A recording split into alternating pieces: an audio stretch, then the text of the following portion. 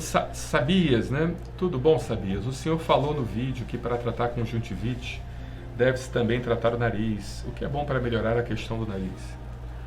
Então, Sabias, é importante isso. A gente falou muito, tem muitos vídeos, né? Mas em consideração a você, eu vou explicar um pouco mais detalhadamente, apesar de nós termos dezenas de vídeos falando sobre isso.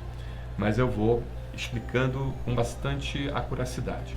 Mas em consideração a sua pergunta, eu vou então tentar explicar melhor. O nariz, ele tem um sistema chamado neuroendócrino moral. Ele tem várias inervações que, de certa forma, se conectam com os olhos. E esse processo de conexão das inervações com os olhos leva a informação de inflamação para os olhos. Entende? A resposta chamada neuroendócrino moral. Que muitas das vezes, quando o paciente tem a conjuntivite, não é a conjuntivite do olho, mas é a conjuntivite no olho. Entende? Não sei se você entendeu. Mas não é uma conjuntivite própria, que nasceu, que se iniciou do olho, somente do olho. Mas sim é um reflexo de algum órgão que está passando a informação de inflamação para o olho, entendeu? E nesse caso é o nariz. Então, quando a gente tem justamente o nosso nariz acometido, quando o nosso nariz está de alguma forma inflamado, a informação de inflamação do nariz, ela passa para o olho.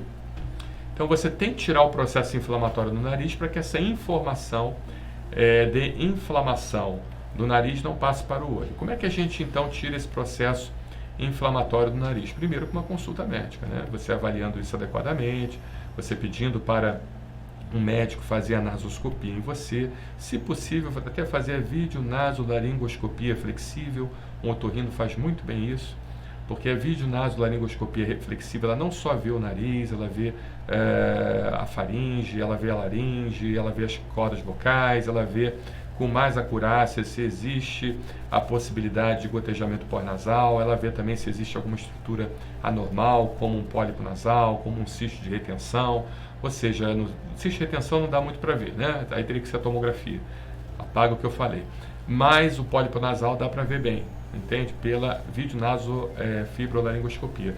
E depois da consulta com o médico, ele vendo esse exame, se ele achar interessante, uma tomografia também é um exame padrão ouro para ver problemas nos seios da face. Lembrando que tudo se comunica, tudo conflui para o nariz. Então, se você também não tratar o seio da face, não adianta você tratar aqui embaixo. Você tem que ver o que tem aqui, você tem que ver se tem algum acúmulo de secreção, você tem que ver se tem algum cisto de retenção, você precisa analisar se existe a possibilidade de infecção em atividade nos seios da face, para que você então possa iniciar um tratamento e não deixe mais o seu nariz inflamado, porque você vai secar a fonte de inflamação, entendeu?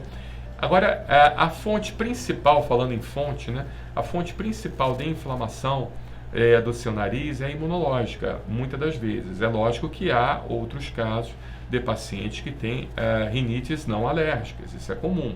Mas a maior parte dos casos, boa parte dos casos da rinite, ela é alérgica, tá? Ela não é não alérgica, ela é alérgica. E sendo alérgica, a gente então precisa trabalhar, dessensibilizar o organismo, entendeu? E nessa dessensibilização, então a gente tira o principal anticorpo, ou neutraliza o principal anticorpo, ou diminui a ação desse principal anticorpo, chamado IgE. Olha que eu falei 3 pontos aqui, quem conhece o canal sabe por quê, porque não é tão simples assim. Muitas das vezes você inicia a vacina, o controle de ambiente, o IgE não baixa, ou até aumenta, ou diminui muito pouco, tá? Porque realmente o tratamento com a vacina, ele ensina o seu organismo a não ter mais o processo alérgico, principalmente produzindo os chamados anticorpos bloqueadores da classe IgG4, que são anticorpos que se ligam aos receptores da IgE, aos receptores de alta afinidade dos mastócitos também, fazendo com que eles não ajam adequadamente, né? E também você acaba tendo também a produção dos chamados linfócitos T reguladores, linfócitos reguladores CD3, CD4, CD25, FOXP3, que são células que regulam o sistema imune e diminuem também a produção das chamadas interleucinas. O que é uma interleucina? Entre as células, entre os leucócitos, interleucinas. diminui essas interleucinas, principalmente as interleucinas que causam processos alérgicos, com a interleucina 4, por sua vez, que causa processo alérgico, que leva então à produção do anticorpo da classe IgE. Então, a vacina é muito importante, ela dessensibiliza, é o único tratamento, é vacina específica para alergia, específica com teste alérgico.